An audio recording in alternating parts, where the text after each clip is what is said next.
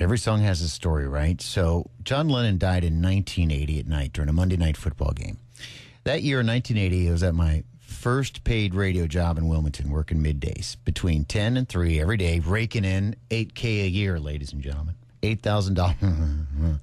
I remember I couldn't even eat then. I didn't know how to make a car payment day to day. But anyway, remember, it was Howard Cosell that broke that news on the air when he was shot and killed on a Monday night. How could you ever forget that? Our program director was Dave Foster, and he called us all in the next day, and we went on the air in the morning. About 10 o'clock, I think, we all talked about John Lennon all morning on the air, and into the early afternoon, we just talked and talked and talked about what he had meant to us. And at that time, 1980, he had meant a whole lot more to my dad because my dad loved John Lennon. So basically, I talked about how my dad had the Beatles on always in our house. He did all of it, the solo stuff and all the Beatles stuff.